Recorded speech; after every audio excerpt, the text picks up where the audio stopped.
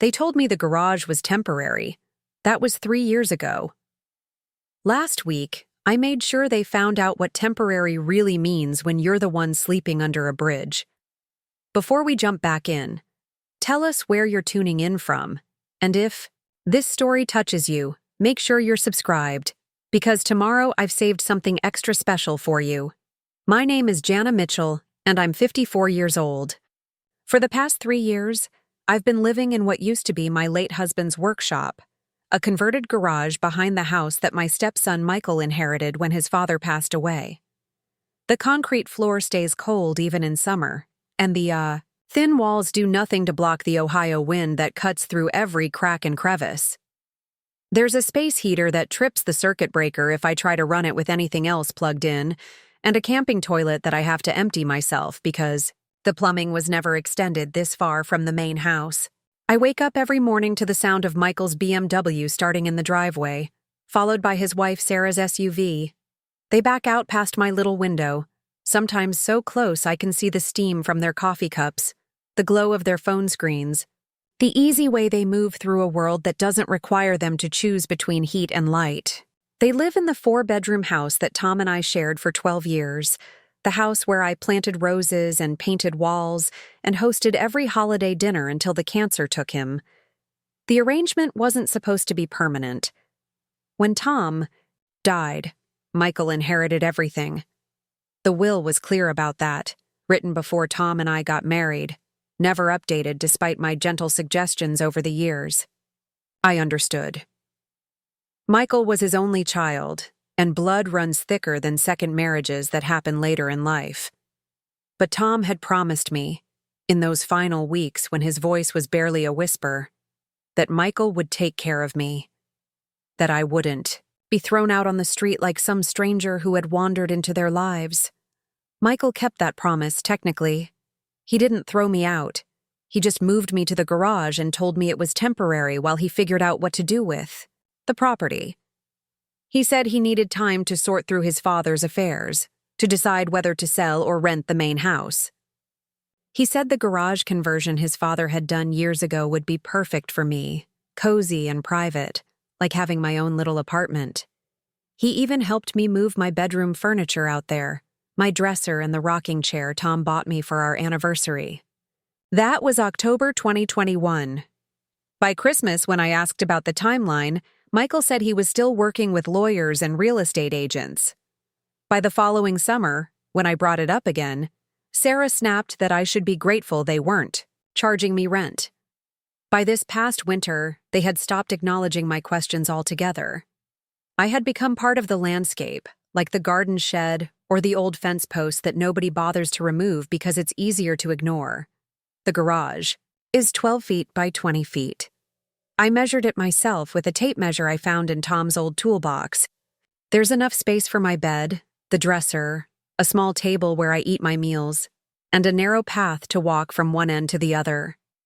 The concrete floor is painted gray, but the paint is chipping in places where moisture seeps up from below. I put down area rugs to help with the cold, but they get damp and start to smell musty if I don't air them out regularly. There's electricity at least. Tom had wired the garage properly when he used it for his woodworking projects. There are outlets along the walls and overhead lights that work most of the time. The circuit breaker for this section of the property is old, though, and sensitive.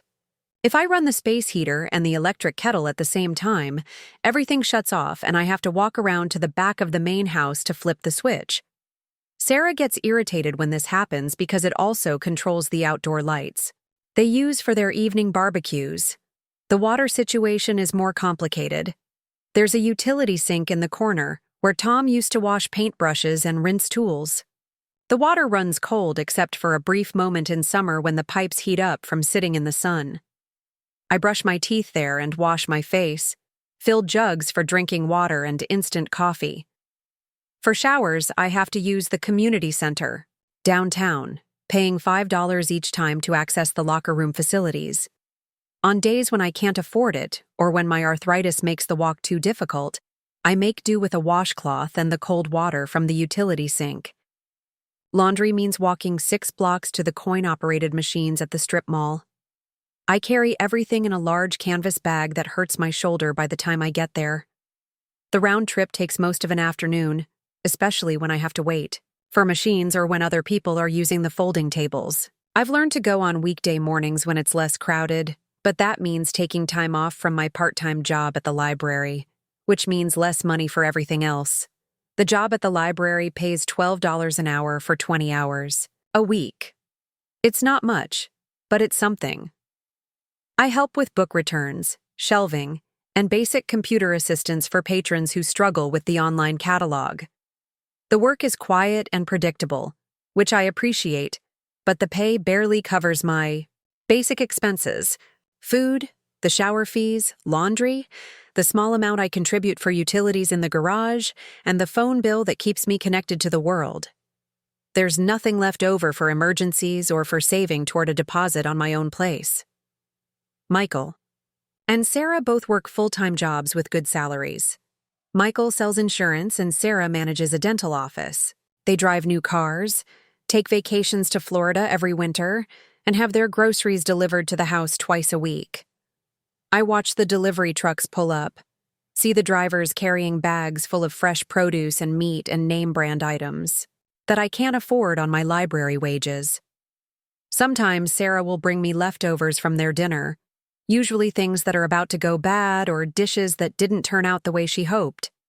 I always thank her, even when the food tastes like pity. The worst part isn't the cold or the inconvenience or even the humiliation of being 54 years old and living in a garage. The worst part is the way they've made it seem normal. When their friends come over for dinner parties, I can hear them laughing and talking through the thin walls, glasses clinking, music playing. Preparing and narrating this story took us a lot of time, so if you are enjoying it, subscribe to our channel. It means a lot to us. Now back to the story. If anyone asks about the light coming from the garage, Michael tells them it's just storage space, maybe mentions that his father used to do woodworking out there. Nobody knows I exist 10 feet away from their wine and cheese gatherings. When Sarah's mother visits for holidays, I stay inside and keep quiet so she won't ask uncomfortable questions. When Michael's college friends come to town, I make myself invisible. I've become a secret they keep without even acknowledging that they're keeping one. It's easier for them to pretend the garage is empty than to explain why their stepmother lives there while they enjoy the comfort of the house she used to call home. I tried to make the space livable at first.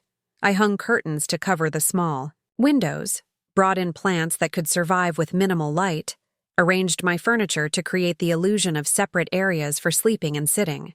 I put up photos of Tom and me, pictures from our wedding and our anniversary trips, reminders of when I belonged somewhere. But the concrete walls make everything echo strangely, and the photos just emphasize how far I've fallen from the life we built together.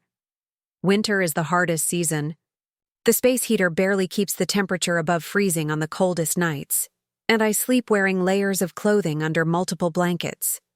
My breath makes clouds in the air when I wake up, and my joints ache from the constant damp cold. I've developed a persistent cough that won't go away, probably from the moisture and poor ventilation. When I mentioned it to Sarah once, she suggested I see a doctor, but didn't offer to help with the cost, since I don't have health insurance through my part-time job. Spring brings its own challenges. The roof leaks in 2 places when it rains. Hard, and I have to set out buckets to catch the drips. The sound of water hitting plastic keeps me awake, a steady rhythm that reminds me how temporary everything in my life has become. I've asked Michael about fixing the roof, but he says it's on his list of things to address when he gets around to updating the property. That was 18 months ago.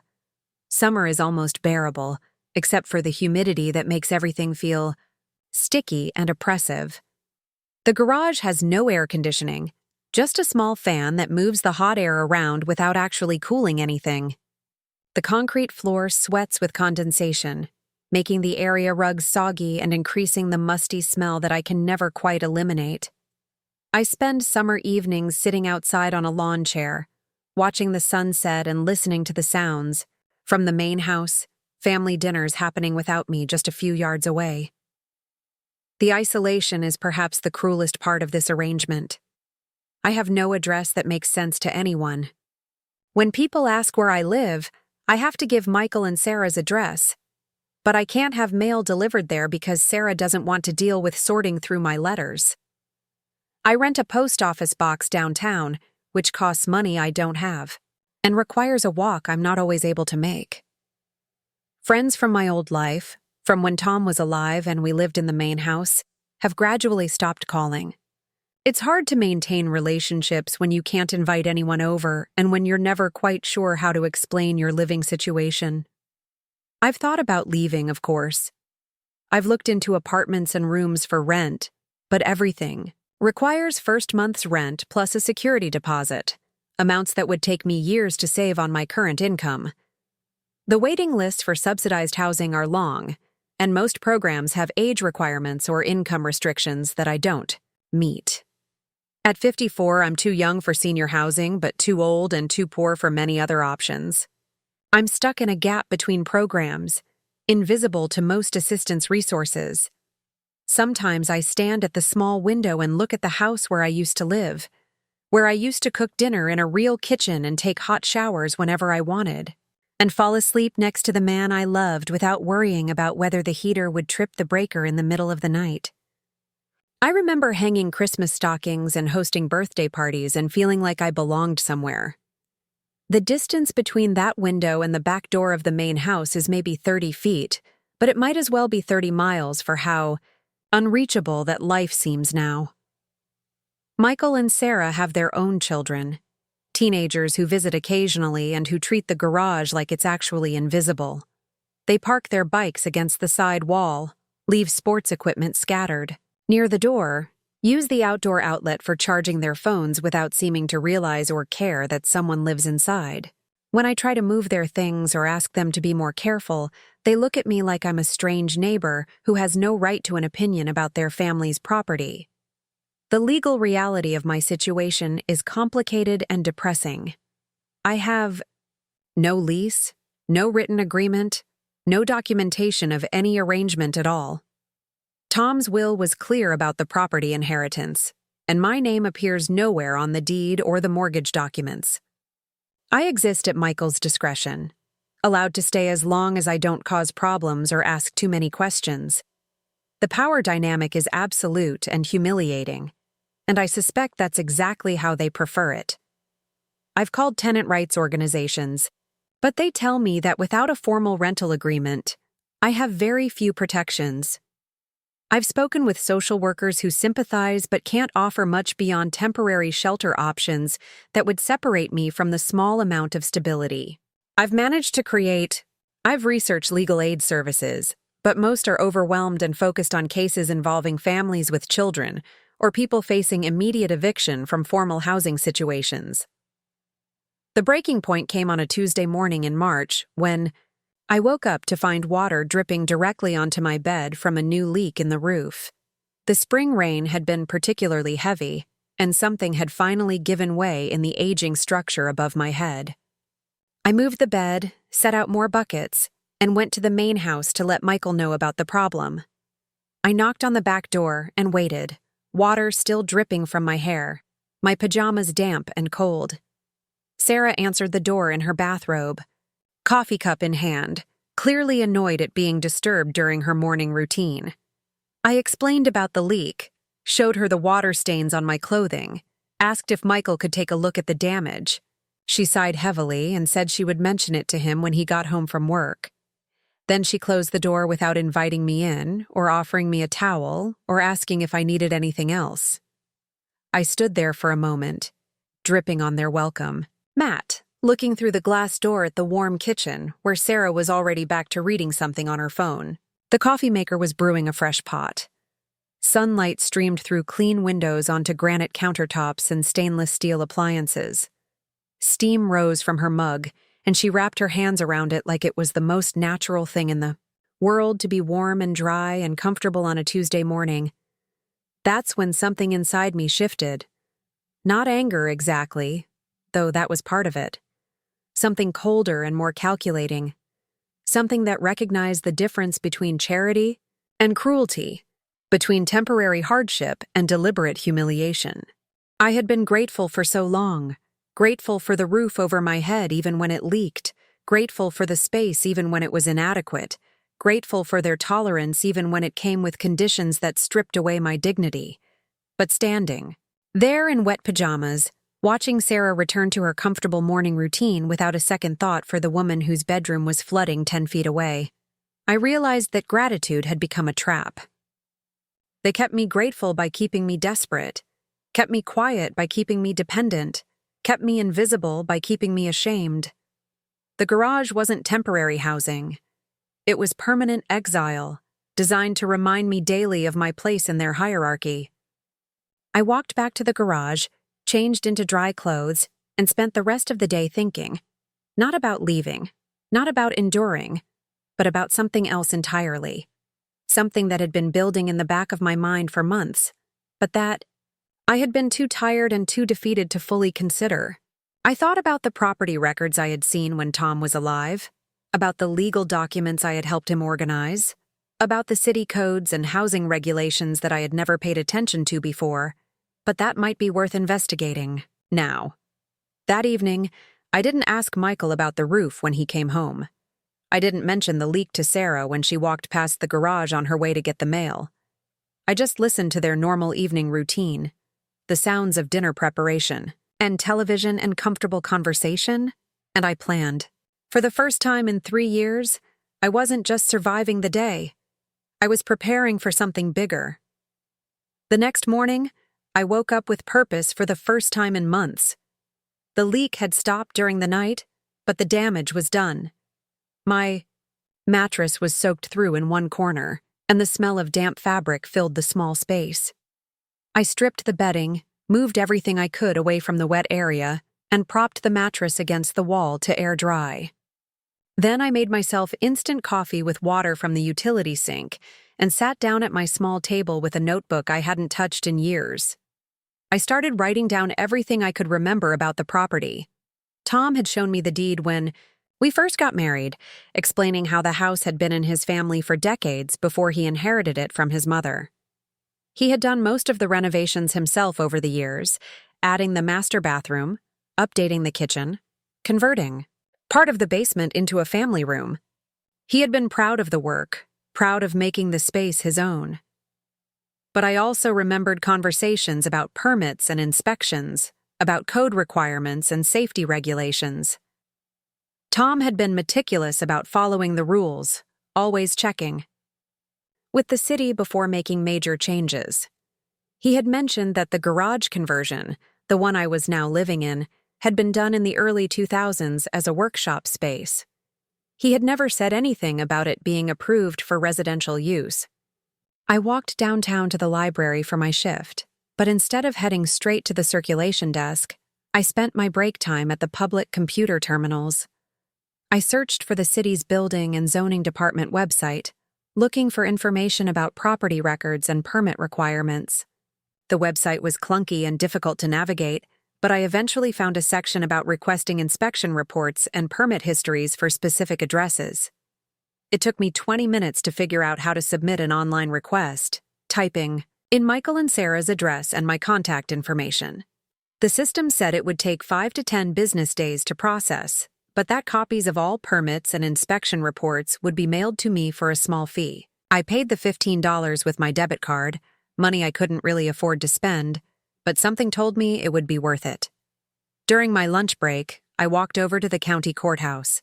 I had never been inside before, but the directory near the entrance pointed me toward the recorder's office where property deeds and other legal documents were kept. The woman behind the counter was helpful, explaining that most records were public and could be accessed for a small copying fee. I asked to see the deed for Tom and Michael's property, along with any other documents filed in the past 5 years. The deed was exactly what I expected. Tom's name, then Michael's name after the probate process was complete. But there were other documents I hadn't known about. A homeowner's insurance claim from 2019 for roof damage, listing the property as a single-family residence with no mention of additional living units.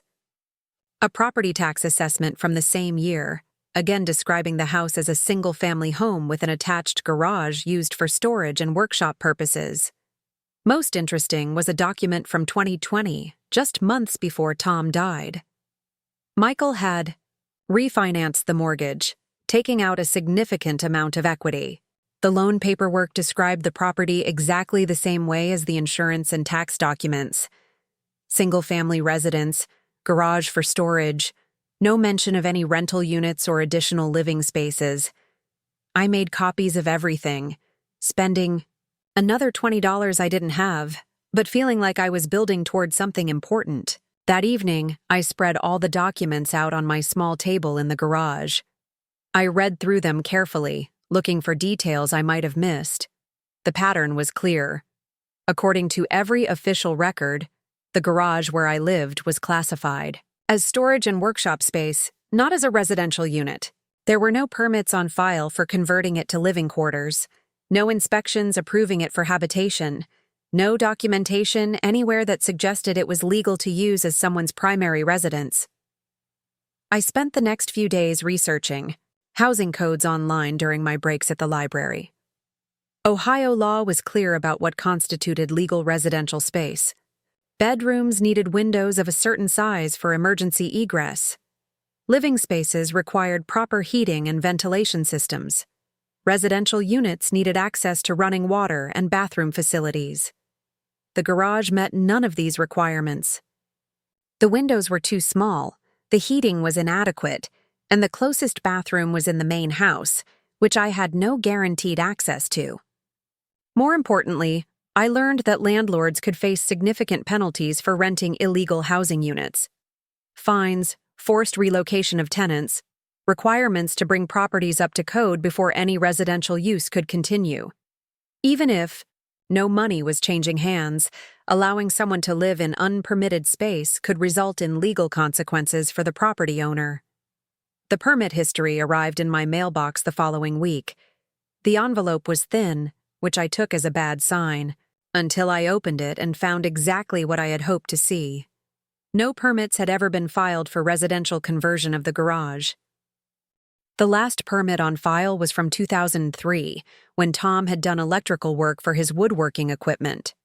Nothing since then. Nothing that would make it legal for someone to live there. I made copies of everything and started a file folder, organizing the documents by date and type: property deed, insurance records, loan documentation, permit history, housing code requirements. I wasn't sure yet what I was going to do with all of it, but having the information felt like having ammunition. For the first time since Tom died, I felt like I had some kind of leverage. I also started paying attention to Michael and Sarah's routines in a different way, not just as background noise to my daily existence, but as information that might be useful. I noticed that they left for work at the same time every morning, usually around 8:15. Sarah came home first, around 5:30, followed by Michael an hour later. They had dinner together most nights, then watched television in the living room until around 10 o'clock. On weekends, they often went out with friends or worked in the yard, but they were usually home by evening. What I found most interesting was their social media presence. I had never paid much attention to Facebook or Instagram before, but I created accounts and started following their posts. They shared photos of their dinners, their weekend activities, their vacation trips. They tagged their location at restaurants and events around town. They posted pictures of their house, their cars, their comfortable life. But there was never any mention of me or acknowledgement that anyone else lived on the property. This wasn't just a matter of privacy or discretion.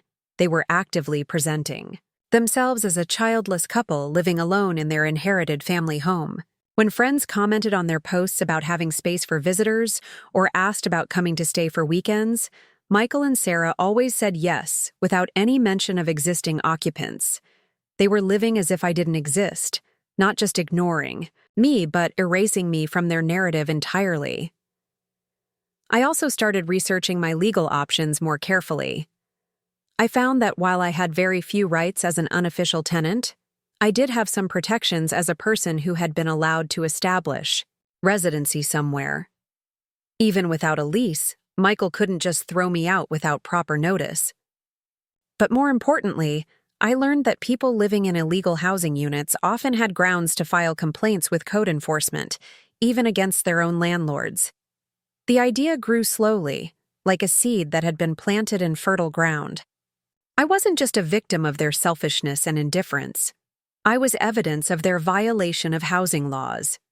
Every night I spent in that garage, they were breaking regulations designed to protect people like me. Every day they collected mail. At an address where they were illegally housing someone in substandard conditions, they were exposing themselves to liability. I spent hours reading about code enforcement procedures and tenant protection laws. I learned that housing violations could result in immediate orders to cease residential use of illegal units, that property owners could be required to relocate displaced tenants at their own expense, that repeated violations could result in significant fines and legal consequences that would appear on public records and credit reports. But I also learned something else, something that made my planning more complex and more interesting. When illegal housing units were discovered, the people living in them didn't just get evicted, they became the responsibility of the property owner until legal alternative housing could be arranged. Michael wouldn't be able to just tell me to leave. He would be legally required to ensure I had somewhere appropriate to go, and until that happened, he could face daily fines and ongoing legal action. I started drafting a letter to the city's code enforcement office, not to file a complaint yet, but to request information about the process. I wanted to understand exactly what would happen if someone reported illegal residential use of the garage. What kind of investigation would take place? What timeline the property owners would be given to remedy the situation? What options would be available for displaced residents? The response came back within a week, along with a packet of information about housing codes and enforcement procedures. It was even better than I had hoped. Code enforcement took illegal housing very seriously, especially when it involved potentially unsafe living conditions. Investigations typically happened within 10 days of a complaint being filed. Property owners were given immediate orders to cease residential use and 30 days to bring units up to code or provide alternative housing for displaced residents. Most importantly, the information packet explained that people displaced from illegal housing units were entitled to temporary relocation assistance.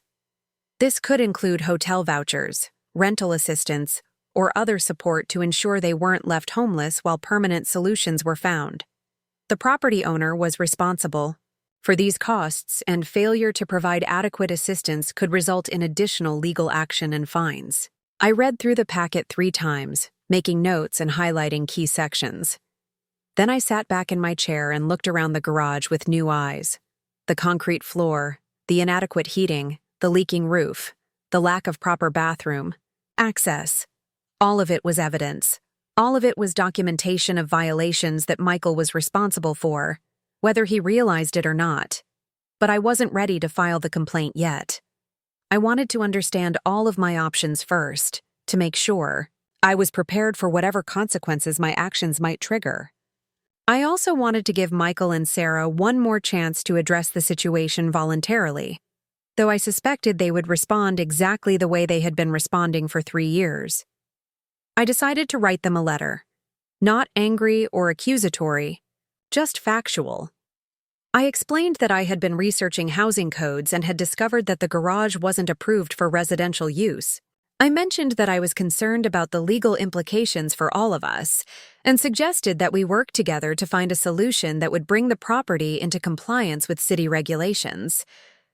I left the letter on their back door early one morning before they left for work. I didn't ask for a response by a specific date, but I made it clear that I was expecting some kind of acknowledgement and action. I had learned enough about their personalities over the past 3 years to predict how they would react, but I wanted to give them the opportunity to surprise me. They didn't. 3 days passed without any response. No knock on my door, no phone call, no text message. On the 4th day, I saw Sarah in the backyard hanging laundry, and she acted like nothing had happened. She waved at me through the window, the same way she always did, polite but distant. as if I hadn't just informed them that they were potentially violating multiple housing codes. On the 5th day, I found my letter in the garbage can by the curb, torn in half, but still readable. They had thrown it away without even discussing it with me. The dismissal was so complete, so casual, that it took my breath away. I stood there, holding the pieces of my carefully written letter, feeling the same humiliation I had felt standing on their doorstep in wet pajamas, and I realized that they would never take me seriously as long as I kept asking for their help. That afternoon, I walked back to the city building and requested a formal complaint form for housing code violations. The clerk was sympathetic when I explained my situation, offering to help me fill out the paperwork and ensuring that I understood the process completely. I took the forms home but didn't complete them immediately. I wanted to be absolutely certain that this was the path I wanted to take. I spent the weekend thinking about consequences and alternatives. Once I filed the complaint, there would be no going back. The investigation would happen. The violations would be documented, and Michael and Sarah would be forced to deal with the reality of what they had been doing to me for 3 years. They would also probably never forgive me for involving outside authorities in what they considered a private family matter. But I also thought about the letter in the garbage can, torn in half like my words meant nothing. I thought about 3 years of leaking roofs and cold nights, and the gradual erosion of my dignity. I thought about being invisible at family gatherings, and being grateful for leftover food, and being told that an unheated garage was a generous gift I should appreciate. On Monday morning, I filled out the complaint form in careful block letters. I listed every code violation I could identify, attached copies of all the documentation I had gathered, and included photographs of the living conditions in the garage. I described the lack of proper heating, the inadequate bathroom access, the safety hazards, and the absence of any permits for residential use. I also included a personal statement explaining how long I had been living there and under what circumstances. I didn't present myself as a victim or ask for sympathy. I simply documented the facts and let the evidence speak for itself. When someone reads that a 54-year-old woman has been living in an unpermitted garage for 3 years, while the property owners enjoy a 4-bedroom house 10 feet away, the implications are clear without any editorial commentary. Before I submitted the complaint, I made copies of everything and mailed a set to myself at my post office box. I wanted to have backup documentation in case anything got lost or misplaced during the investigation process. I also wanted to have my own records of exactly what I had reported and when. Then I walked the completed complaint form to the code enforcement office and handed it to the same clerk who had helped me the week before. She reviewed it quickly to make sure everything was filled out correctly, then stamped it with the date, and gave me a copy with a case number. She explained that an inspector would be in touch within 10 days to schedule a site visit, and that I would be notified of any actions taken as a result of the investigation. I walked home slowly, taking the long way through downtown and past the park, where Tom and I used to walk on Sunday mornings. I felt strange, like I was carrying something heavy and fragile that might break if I moved too quickly. It wasn't regret, exactly, but it was a recognition that I had just changed the trajectory of all our lives in ways that couldn't be undone. That evening, I sat in the garage and looked around at the space that had been my home for 3 years. In a week or two, an inspector would stand in this same spot and document all the ways it failed to meet basic standards for human habitation. Michael and Sarah would be forced to acknowledge that they had been housing someone in conditions that violated multiple city codes. They would have to take responsibility for the consequences of their neglect and indifference. For the first time since Tom died, I went to sleep feeling like I had some control over my future, not because I knew what was going to happen next, but because I had finally stopped waiting for other people to decide what I deserved. The complaint was filed, the investigation would begin, and whatever happened after that would happen because I had chosen to act rather than endure. I had spent 3 years learning to be invisible, learning to be grateful for inadequate shelter, learning to accept humiliation as the price of having anywhere to sleep at all. But I had also been learning something else without realizing it. I had been learning exactly how much injustice I could tolerate before something inside me demanded that I fight back. The letter in the garbage can had been the final lesson. Now it was time to see what I had learned. The phone call came on a Thursday morning while I was getting ready for work. The voice on the other end was professional but kind, introducing herself as Inspector Maria Rodriguez from the city's Code Enforcement Division. She explained that she had received my complaint and needed to schedule a time to inspect the property. She asked if I would be available to meet with her the following Tuesday at 10 in the morning. I agreed immediately, though my hands were shaking as I wrote down the details. Inspector Rodriguez explained that she would need access to both the garage and the main house to conduct a thorough evaluation of the property. She said she would be contacting the property owners separately to inform them of the inspection and to ensure they would be present to provide access to all areas of the residence. After I hung up, I sat down at my small table and tried to process what I had just set in motion. In 5 days, a city inspector would be standing in this garage, documenting every code violation, every safety hazard, every way that this space failed to meet basic standards for human habitation. Michael and Sarah would be forced to confront the reality of what they had been doing, not just to me, but to themselves as property owners responsible for maintaining legal and safe housing. I spent the rest of that day in a strange state of anticipation and anxiety. Part of me felt vindicated, finally taking action after 3 years of passive endurance. But another part of me was terrified of the consequences, both for myself and for the fragile stability I had managed to create in this inadequate space. Once the inspection happened, everything would change, and I had no guarantee that the changes would be improvements. I decided to use the remaining days to prepare as thoroughly as possible. I wanted to document everything myself before the official inspection, to make sure I had my own record of the conditions and violations. I borrowed a digital camera from the library, explaining to my supervisor that I needed it for a personal project.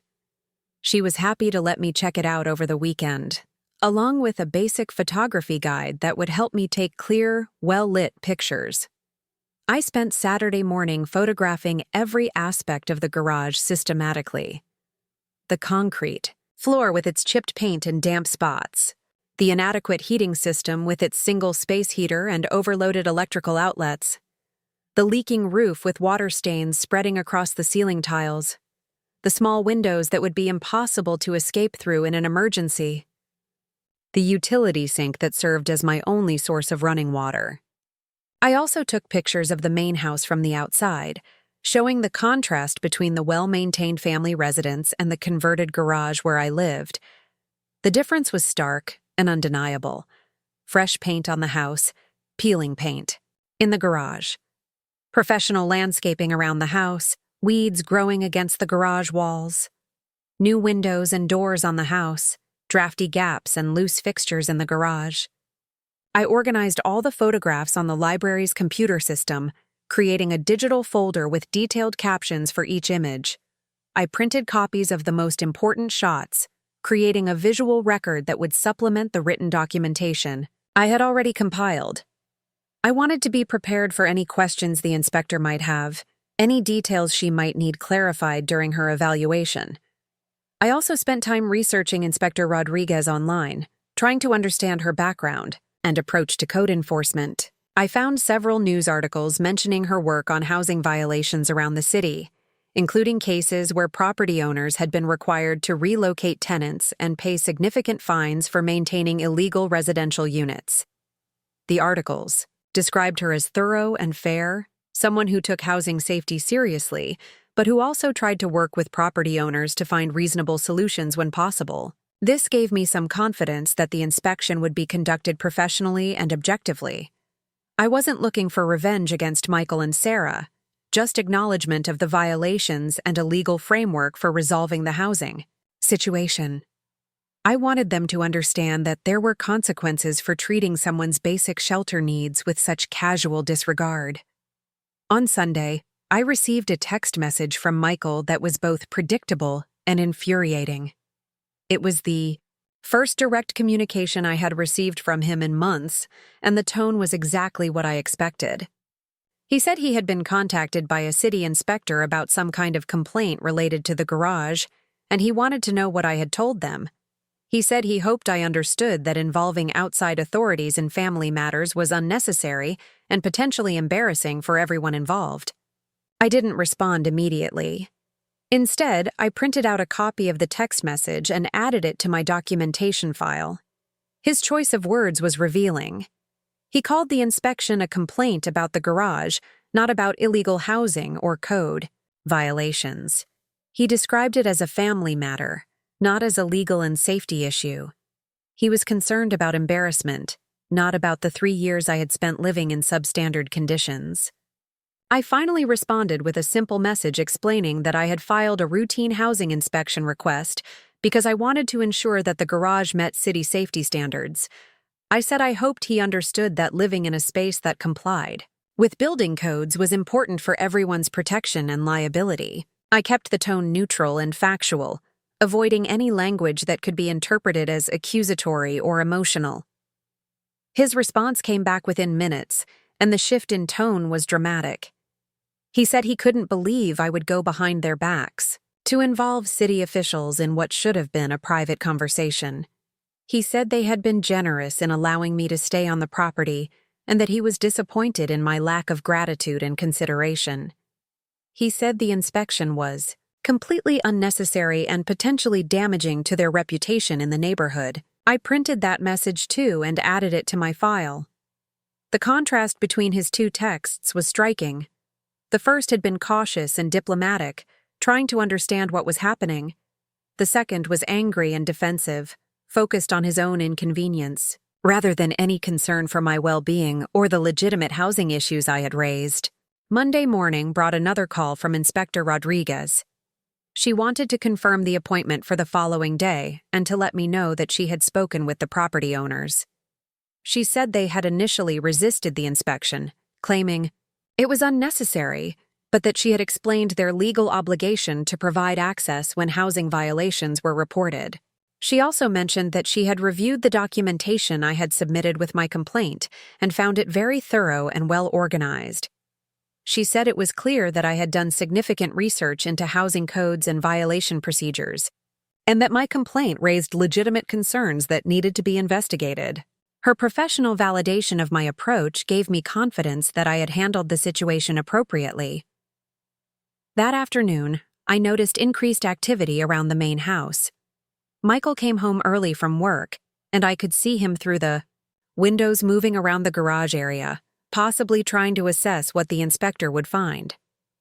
Sarah's car was also in the driveway earlier than usual, and I could hear them having what sounded like a tense conversation on their back patio. I didn't try to listen to their discussion, but I could tell from their body language and the tone of their voices that they were stressed and possibly arguing about how to handle the situation. This was the first time in 3 years that they had been forced to deal with any consequences for their treatment of me, and their discomfort was obvious. I spent Monday evening organizing all of my documentation one final time: the original complaint form and supporting materials, the photographs and captions, the property records and permit history, the housing code requirements and violation procedures, the text messages from Michael. Everything was arranged chronologically and labeled clearly, creating a comprehensive record of both the housing violations and my efforts to address them through proper channels.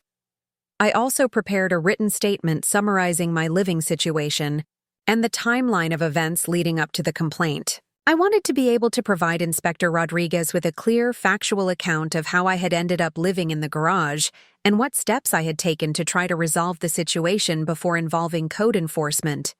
The statement was 3 pages long, written in the same careful, objective tone I had used in the original complaint. I described Tom's death and the inheritance arrangements, the temporary nature of the garage conversion, the gradual realization that the situation had become permanent, and my unsuccessful attempts to discuss alternatives with Michael and Sarah. I also documented the specific problems with the garage as a residential space. The heating inadequacies that left me cold even with multiple layers of clothing and blankets. The roof leaks that damaged my belongings and created potential health hazards. The lack of proper bathroom access that forced me to use expensive public facilities for basic hygiene needs. The electrical problems that created safety risks and frequent power outages. Most importantly, I described the impact on my health and well-being. The persistent cough I had developed from the damp, poorly ventilated conditions. The joint pain that had worsened during cold nights without adequate heating. The social isolation that resulted from having no appropriate space to receive visitors or maintain normal relationships. I wasn't trying to present myself as a victim or to generate sympathy. I was simply documenting the objective consequences of living in housing that didn't meet basic safety and habitability standards. The facts spoke for themselves without any need for emotional appeal or dramatic language. Tuesday morning arrived. Gray and drizzly, typical March weather that made the garage feel even damper and more depressing than usual. I dressed carefully in clean, professional clothing, wanting to present myself as a credible and responsible person who had legitimate concerns about housing safety. I made coffee and ate a light breakfast, then waited by the small window where I could see the driveway. Inspector Rodriguez arrived precisely at 10 o'clock, driving a white city vehicle with official markings. She was a woman in her 40s, wearing practical clothing and carrying a clipboard and camera. She moved with the confident efficiency of someone who had conducted hundreds of similar inspections and knew exactly what to look for. Michael and Sarah were waiting by their back door, both looking uncomfortable and slightly hostile. I could see them through the window as Inspector Rodriguez introduced herself and explained the inspection process. Their body language was tense and defensive, and I could tell they were not happy about having to deal with this situation. I opened the garage door and stepped outside to meet the inspector. She greeted me professionally, confirming my identity, and explaining that she would be examining both the garage and the main house to evaluate compliance with city housing codes. She said the inspection would take approximately an hour, and that she would be documenting any violations or safety concerns she discovered. The inspection began in the garage, where Inspector Rodriguez spent considerable time examining every aspect of the space. She measured the windows and confirmed that they were too small to meet emergency egress requirements. She tested the electrical system and noted the inadequate capacity and potential fire hazards. She examined the heating system and documented its failure to provide adequate temperature control for residential use. She was particularly interested in the roof damage, taking multiple photographs of the water stains and active leaks.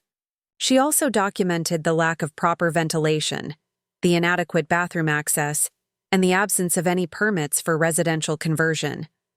Her questions were professional and thorough, and she took detailed notes about every deficiency she observed. The inspection of the main house was briefer but equally systematic. Inspector Rodriguez examined the electrical panel that controlled the garage, confirming that it was not designed to support residential use of that space. She reviewed the property layout and confirmed that the garage had no independent access to bathroom facilities or other essential services. Throughout the inspection, Michael and Sarah followed at a distance, occasionally asking questions, but mostly remaining silent and obviously uncomfortable. Inspector Rodriguez explained each violation as she documented it, making it clear that the garage failed to meet multiple safety and habitability requirements for residential occupancy. When the inspection was complete, Inspector Rodriguez spent several minutes reviewing her notes and photographs. Then she explained the next steps in the process. She would be filing a formal violation report that would be mailed to both me and the property owners within 5 business days. The report would detail every code violation discovered during the inspection and would include requirements for bringing the property into compliance. Most importantly, she explained that the property owners would have 30 days from the date of the violation notice to either obtain proper permits and bring the garage up to residential standards, or to cease using it for residential purposes and provide alternative housing for the current occupant. Failure to comply within the 30-day period would result in daily fines and potential legal action. Inspector Rodriguez also mentioned that because I was currently living in illegal housing, I would be eligible for temporary relocation assistance if the property owners were unable or unwilling to provide appropriate alternative accommodations. This assistance could include hotel vouchers, rental deposits for approved housing, or other support to ensure I wasn't left homeless while a permanent solution was found. After the inspector left, I returned to the garage and sat down at my small table, feeling a mixture of relief and apprehension. The inspection had gone exactly as I had hoped it would. Inspector Rodriguez had been thorough and professional, documenting every violation I had identified and several additional ones I hadn't fully understood. The legal framework was now in place for resolving the housing situation, with clear timelines and consequences for noncompliance. But I also knew that this was just the beginning of a process that would likely become more complicated and contentious as it progressed. Michael and Sarah had been forced to confront the reality of what they had been doing, but their initial reactions suggested they were more angry about the embarrassment than concerned about the legitimate housing issues that had been identified. I spent the rest of the day continuing my normal routine, going to work at the library and trying not to think too much about what would happen next. But I also felt a sense of empowerment that I hadn't experienced in years. For the first time, since Tom died, I had taken decisive action to protect my own interests, using legal channels and official procedures rather than hoping for charity or depending on other people's goodwill. That evening, I could hear Michael and Sarah having another intense conversation on their patio. Their voices carried through the thin walls of the garage, and while I couldn't make out specific words, the tone was clearly heated and stressful. I suspected they were discussing how to respond to the violation report and what options they had for resolving the situation. I went to bed that night feeling like I had crossed a threshold I could never cross back. The inspection was complete. The violations were documented and the legal process was underway. Whatever happened next would happen, because I had finally stopped accepting unacceptable conditions and had started demanding the basic protections that housing codes were designed to provide. For 3 years, I had been grateful for inadequate shelter, grateful for their tolerance, grateful for any acknowledgement of my existence. But gratitude without dignity isn't really gratitude at all. It's just another form of humiliation, dressed up in prettier language. The inspection had been my way of saying that I deserved better than a leaking garage, and that there were legal consequences for treating someone's basic shelter needs as a favor that could be withdrawn at any time. The violation report would arrive soon, and then Michael and Sarah would have to decide how to respond. They could spend the money to bring the garage up to legal residential standards, which would be expensive and time-consuming. They could provide alternative housing, which would also be costly and complicated. Or they could try to fight the violations, which would likely result in fines and legal action that would be both expensive and public. None of their options were easy or cheap, which was exactly the point. For 3 years, I had absorbed all the costs and inconveniences of their housing arrangement. The cold nights, the safety hazards, the health problems, the social isolation. Now it was their turn to deal with consequences, to take responsibility for the situation they had created and maintained. I had learned something important during those weeks of research and preparation. Knowledge really was power, but only if you were willing to use it. I had spent months gathering information about housing codes and violation procedures, but the information had been useless until I was finally ready to act on it. The complaint form had been available all along, but I hadn't filled it out until I was angry enough and desperate enough to stop caring about their convenience and start caring about my own rights.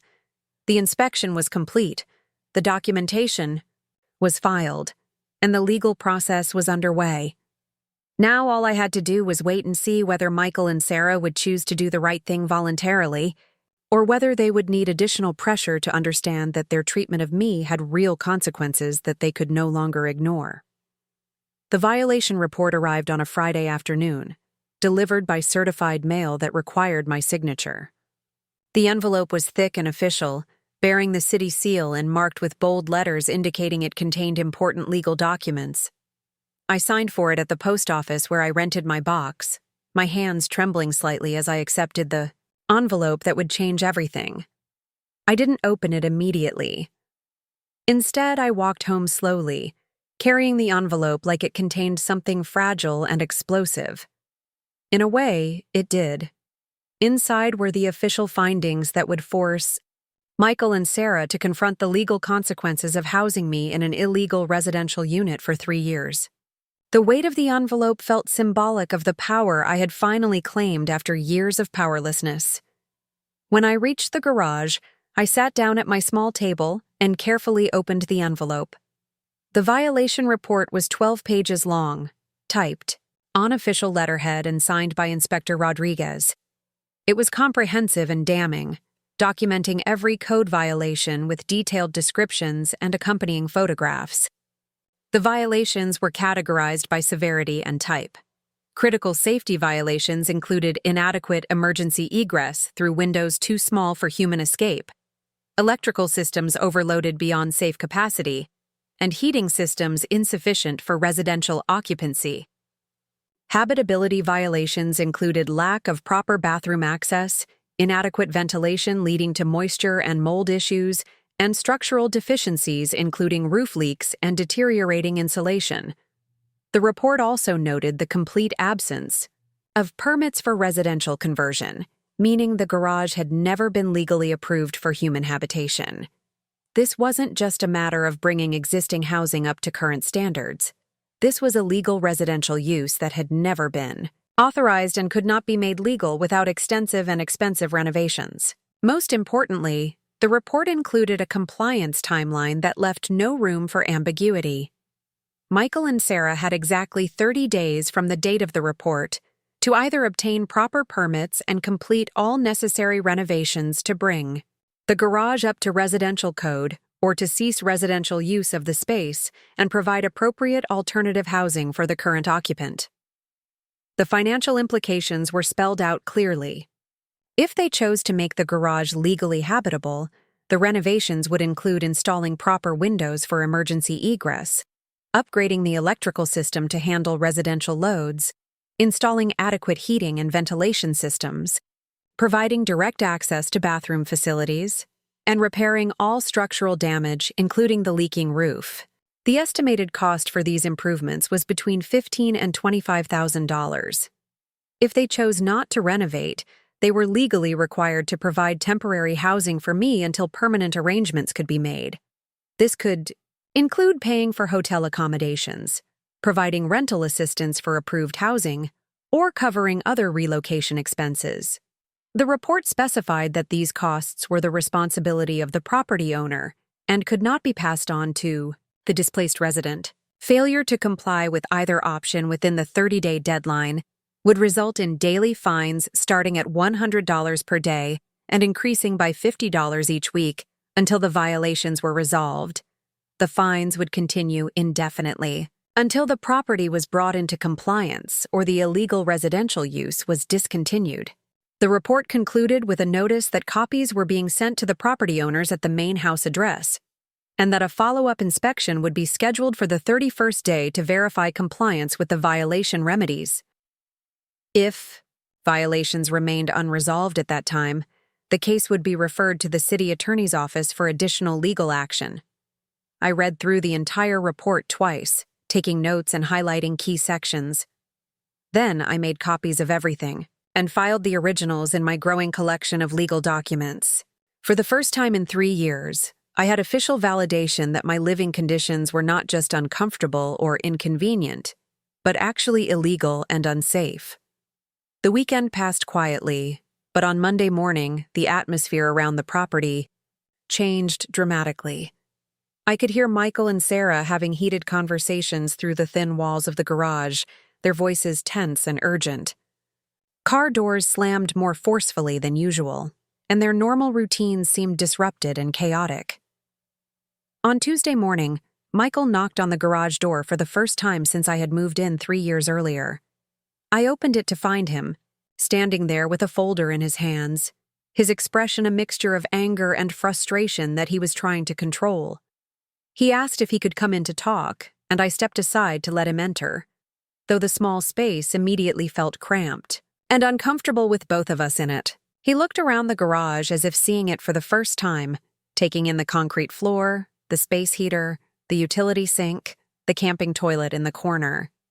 His expression shifted from anger to something that might have been embarrassment or guilt, though he quickly masked it and focused on the folder he was carrying. He said he had received the violation report and wanted to discuss our options for resolving the situation. He emphasized the word options, as if this were a collaborative problem we were solving together rather than a legal violation he was responsible for. He sat down at my small table without being invited and spread out several documents from his folder. The first document was an estimate from a contractor for the renovations that would be required to bring the garage up to residential code. The total cost was $28,000, higher than the inspector's estimate, and the timeline was 4 to 6 months to complete all the work. Michael said this option was financially impossible for them, especially since they were still paying off the mortgage refinancing he had done before Tom died. The second document was information about local apartment rentals and room shares, with monthly costs ranging from $600 to $1,200. Michael said they had looked into helping me find alternative housing, but pointed out that these prices were far beyond what I could afford on my library salary.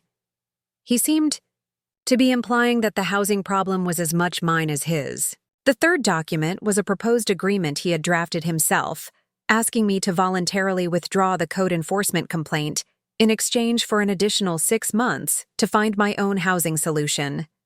He said this would give everyone time to explore options without the pressure of legal deadlines and daily fines. He presented this as a reasonable compromise that would benefit both of us. I listened to his presentation without interrupting, though every word reinforced my decision to involve code enforcement. He was still trying to frame the situation as a shared problem rather than a violation he was responsible for resolving. He was still focused on his own financial inconvenience rather than the 3 years I had spent living in illegal and unsafe conditions. When he finished, I responded calmly and factually. I said I understood that resolving the violation would be expensive and disruptive for him, but that I had tried for years to discuss the housing situation voluntarily and had been ignored or dismissed. I said the code enforcement process existed specifically for situations where property owners were unwilling or unable to maintain legal housing standards. I also pointed out that withdrawing the complaint wouldn't change the underlying violations. The garage would still be an illegal residential unit, I would still be living in unsafe conditions, and he would still be exposed to liability if anything happened to me as a result of the code violations. The legal problems wouldn't disappear, just because the complaint was withdrawn. Michael's demeanor changed as I spoke, his forced reasonableness giving way to frustration and resentment. He said he couldn't believe I was being so inflexible after everything they had done for me. He said they had allowed me to stay on the property when they could have legally evicted me, and that involving city officials was an ungrateful way to repay their generosity. His choice of words was revealing. He talked about allowing me to stay, as if providing inadequate shelter was a favor rather than a basic human obligation. He talked about legal eviction, ignoring the fact that I had nowhere else to go and no resources to find alternative housing. He talked about their generosity, as if housing me in a space that violated multiple safety codes was somehow charitable. I remained calm but firm in my response. I said I was grateful for having somewhere to stay, but that gratitude didn't mean I had to accept illegal housing conditions indefinitely. I said I had tried repeatedly to discuss alternatives with them, but that my concerns had been ignored until I was forced to seek help from official channels. Michael stood up abruptly, clearly angry that his proposed compromise had been rejected. He said the violation report was embarrassing and potentially damaging to their reputation in the neighborhood. He said the daily fines would be a financial hardship that could affect their ability to maintain the property or meet their other obligations. As he prepared to leave, he made one final attempt at manipulation. He said that if they were forced to choose between expensive renovations and providing relocation assistance, they would probably have to sell the property entirely. He implied that this would be my fault for filing the complaint, and that I would be responsible for forcing them out of the family home that Tom had left to Michael. I didn't respond to this emotional blackmail, but I made a mental note of his words. He was already trying to position himself as a victim of the code enforcement process, rather than taking responsibility for the violations that had triggered it. This suggested that he had no intention of resolving the situation voluntarily and would likely resist compliance until forced to act by escalating legal pressure. After Michael left, I spent the rest of the day documenting our conversation in detail. I wrote down everything he had said, including his attempts to shift responsibility and his threats about selling the property.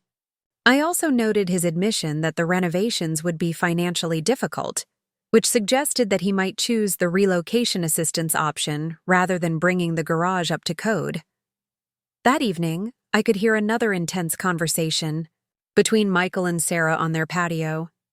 Their voices were raised, and I could make out occasional words and phrases that suggested they were arguing about money and legal options. The stress of dealing with the violation report was clearly affecting their relationship, and I suspected they were blaming each other for letting the situation reach this point. Over the next few days, I noticed increased activity around the property. Several contractors came to look at the garage, presumably to provide additional estimates for the required renovations. Each visit seemed to leave Michael and Sarah more frustrated and overwhelmed, suggesting that the costs were even higher than they had initially expected. I also noticed that they had contacted a lawyer. A woman in a business suit came to the house one afternoon and spent several hours reviewing documents with them. I suspected they were exploring legal options for challenging the violation report or delaying the compliance deadline, though I doubted they would find much room for maneuvering given the clear code violations that had been documented. On Friday of that week, exactly 1 week after receiving the violation report, I found a formal letter slipped under the garage door. It was from Michael and Sarah's lawyer, informing me that they were challenging the violation report and requesting a hearing before the city's Housing Appeals Board. The letter stated that they believed the code enforcement action was unwarranted and that they intended to fight the violations through all available legal channels. The letter also included a notice that they were formally requesting that I vacate the garage voluntarily while the legal challenge was pending. They offered to provide 1 month's rent for alternative housing if I agreed to move out immediately and withdraw my complaint. The letter emphasized that this was a one-time offer and that continued occupancy of the garage during the appeals process could result in additional legal complications for both parties. I read the letter carefully, then immediately called Inspector Rodriguez to inform her about the new development. She explained that property owners had the right to appeal violation reports, but that the appeals process typically took several months and did not suspend the original compliance deadline. The 30-day timeline for resolving the violations would continue to run while the appeal was pending. She also explained that the offer to help with relocation costs was actually required by law, not a generous gesture on their part. Property owners were legally obligated to provide relocation assistance when code violations displaced residents from illegal housing units. The 1-month rent offer was actually below the minimum assistance required by city regulations. More importantly, Inspector Rodriguez warned me that accepting their offer and moving out voluntarily could complicate my legal position if their appeal was unsuccessful. If I withdrew the complaint and moved out, only to have their appeal denied, I would have given up my protections under the code enforcement process and might have difficulty getting additional assistance if their 1-month payment wasn't sufficient to secure permanent housing. I thanked Inspector Rodriguez for the information and told her I would not be accepting their offer or withdrawing the complaint. I also asked her to document our conversation in case Michael and Sarah later claimed that I had been uncooperative or unwilling to accept reasonable assistance. That weekend brought a new level of tension to the property.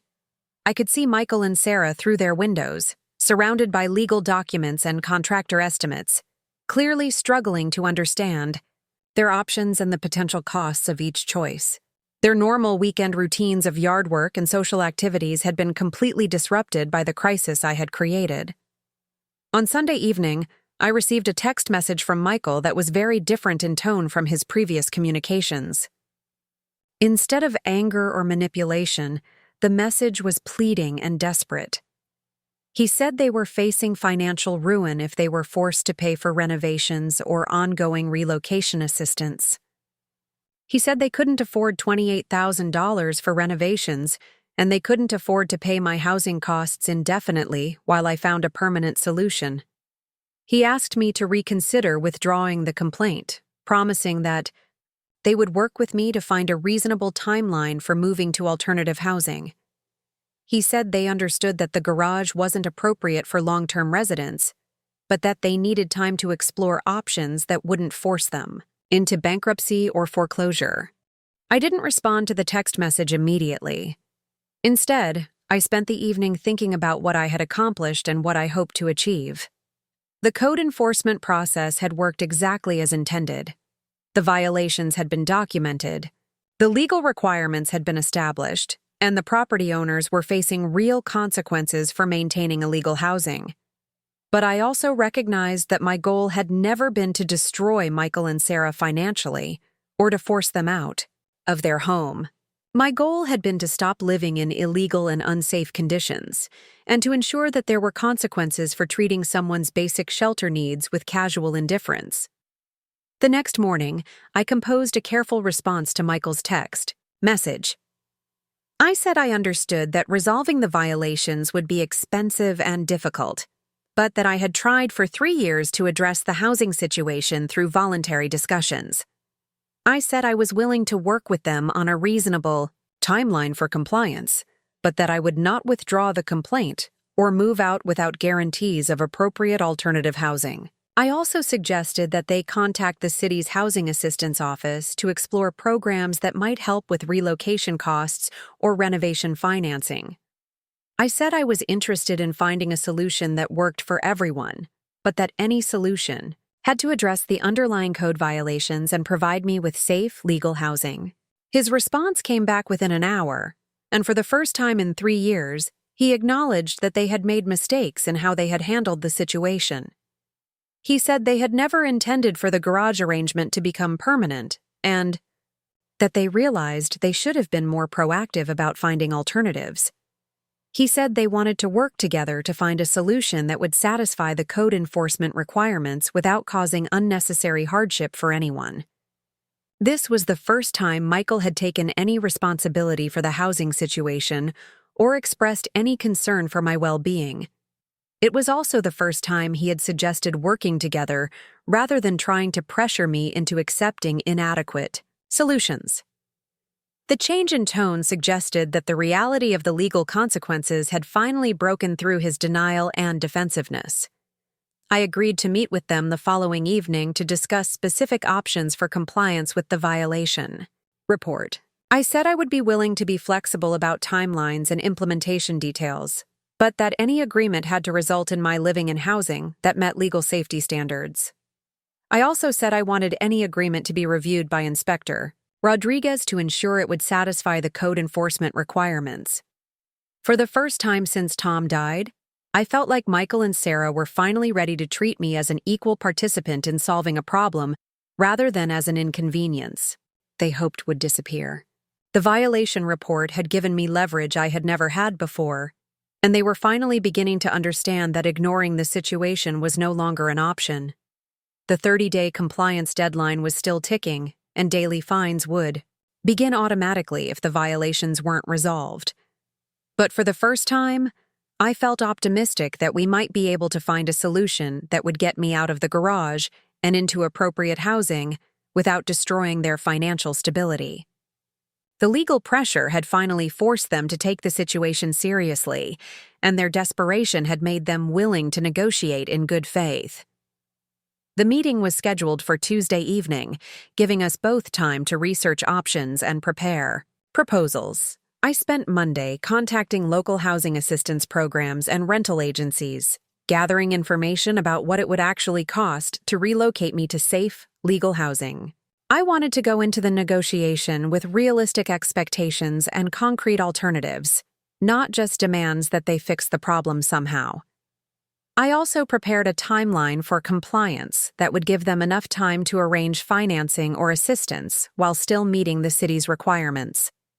I wasn't interested in being vindictive or unreasonable, but I was determined not to accept another temporary solution that would leave me vulnerable to future housing insecurity. The violation report had changed the entire dynamic of our relationship. For 3 years, they had held all the power while I had depended on their charity and tolerance. Now the law was on my side, and they were the ones who needed my cooperation to avoid escalating legal and financial consequences. The tables had finally turned, and I intended to use that leverage to secure a permanent solution that would protect my basic right to safe, legal housing. The meeting took place in their living room, the first time I had been inside the main house since Tom's funeral 3 years earlier. Walking through the door felt surreal, like entering a museum of my former life. The furniture was the same. The family photos still lined the mantel, but everything felt smaller and more foreign than I remembered. Michael and Sarah sat across from me at the dining table, where Tom and I used to eat breakfast together every morning. They had prepared a folder of documents, including housing listings, financial statements, and a proposed timeline for resolving the code violations. Their demeanor was serious and businesslike, a dramatic change from the dismissive attitude they had maintained for years. Michael began by acknowledging that they had handled the housing situation poorly and that they understood why I had felt compelled to involve code enforcement. This was the closest thing to an apology I had received, and while it felt inadequate given the 3 years of neglect, it represented a significant shift in how they viewed our relationship. Sarah presented their research on local housing options, including several subsidized apartment complexes that had openings and would accept tenants with limited income. She had contacted the property managers and confirmed that my library salary would qualify me for reduced rent programs. She had also researched the application process and timeline for moving into approved units. The proposal they outlined was straightforward. They would pay all costs associated with relocating me to a legal apartment, including security deposits, moving expenses, and 3 months of rent to ensure I had time to adjust to the new housing costs. In exchange, I would cooperate with a 30-day timeline for moving out of the garage and would provide a written statement that the code violations had been resolved through voluntary compliance. The total cost to them would be approximately $6,000, significantly less than the renovation estimates, but still a substantial financial commitment. They had arranged a personal loan to cover the expenses, demonstrating that they were finally taking the situation seriously enough to make real financial sacrifices. I reviewed their proposal carefully, asking questions about the apartment listings and the timeline for application approval. The units they had identified were small but adequate, located in safe neighborhoods with access to public transportation. Most importantly, they met all housing codes and would provide me with the security and dignity that had been missing from my living situation for 3 years. We spent 2 hours working through the details, negotiating specific timelines and responsibilities. I agreed to begin the apartment application process immediately, while they committed to covering all associated costs and providing temporary hotel accommodation if there were any delays in the move-in process. The agreement we reached was fair and realistic, addressing both the legal requirements and the practical challenges of relocation. More importantly, it represented a fundamental shift in how Michael and Sarah viewed their obligations toward me. For the first time, they were taking full responsibility for resolving a problem they had created and maintained. We signed a written agreement that evening, with copies for each of us and one for Inspector Rodriguez to confirm that the violation would be resolved within the required timeline. The relief on Michael and Sarah's faces was visible as we finished the paperwork, and I realized that the stress of potential daily fines and legal action had affected them far more than I had understood. The apartment application process moved quickly, helped by Sarah's proactive communication with property managers and her willingness to provide financial guarantees. Within a week, I was approved for a one-bedroom unit in a well-maintained complex 15 minutes from the library. The apartment had proper heating, modern appliances, and a bathroom with a full-size bathtub. Luxuries I had almost forgotten existed. Moving day was emotionally complex. Packing my belongings from the garage didn't take long since I had accumulated very little during my 3 years there. Most of my possessions were the same items I had moved out of the main house when Tom died, plus a few practical additions like the space heater and camping toilet that would no longer be necessary. Michael and Sarah helped with the physical, moving, carrying boxes and furniture with the kind of careful attention they might have shown to valuable antiques.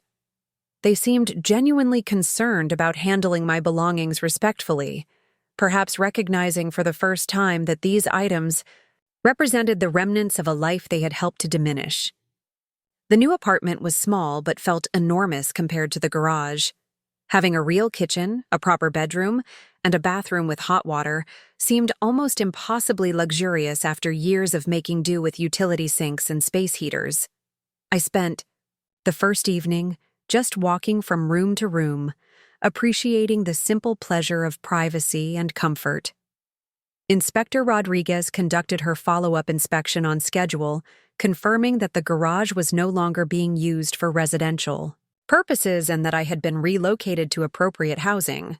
The violation case was officially closed, with a notation that compliance had been achieved through voluntary cooperation between all parties.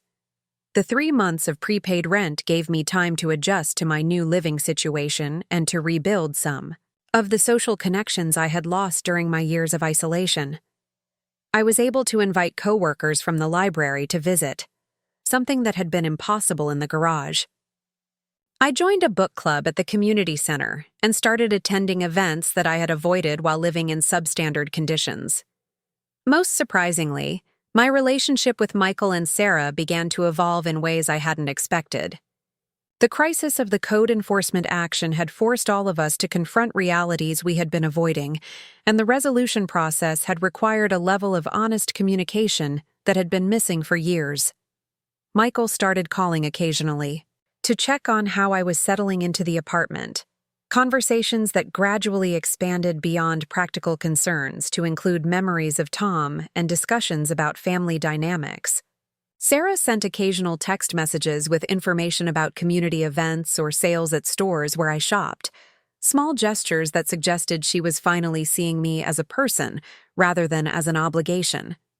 These interactions didn't erase the 3 years of neglect or transform our relationship into something warm and familial, but they represented a foundation of mutual respect that hadn't existed before. The legal pressure had forced them to acknowledge my basic human dignity, and that acknowledgement had created space for a more honest relationship. 6 months after moving into the apartment, I received an unexpected package in the mail.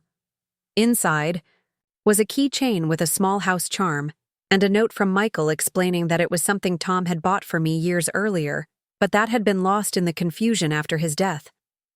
The note was brief but genuine, acknowledging that Tom would have wanted me to have it, and expressing regret that it had taken so long to find its way to me.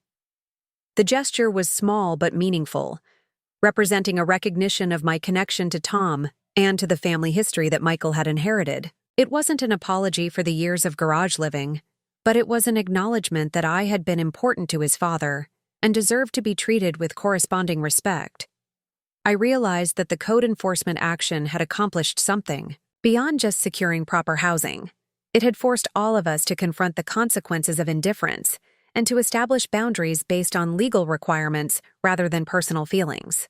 The violation report had provided a framework for resolving our conflict that removed emotion and manipulation from the equation. The daily fines that would have accumulated if they had ignored the violations would have eventually cost them far more than the $6,000 they spent on my relocation. More importantly, the potential legal consequences had forced them to take responsibility for their actions in a way that personal appeals never could have achieved. A year after moving out of the garage, I drove past the old property out of curiosity. The garage had been converted back to its original purpose as workshop and storage space. Michael had installed new electrical outlets and lighting, creating an organized workspace that looked nothing like the cramped living quarters I had occupied for 3 years. The transformation was complete and somehow fitting. The space had returned to its intended function, while I had moved on to housing that met my actual needs as a human being, rather than serving their convenience as property owners. The violation had been resolved, the consequences had been addressed, and everyone had moved forward with lessons learned. I understood now that the garage had never really been about housing. It had been about power and control, about maintaining their comfort while minimizing their responsibility. The code enforcement action hadn't just changed my living situation. It had fundamentally altered the balance of power in our relationship and forced them to treat me as someone whose basic needs mattered. The apartment lease was in my name, paid for with my own income supplemented by the 3 months they had provided. I had established my independence and proved to myself that I could maintain stable housing without depending on their charity or tolerance. The legal framework had given me leverage, but I had used that leverage to create lasting change rather than temporary relief. Sometimes I think about what would have happened if I had never filed that complaint, if I had continued accepting their dismissive responses and living in increasingly deteriorating conditions.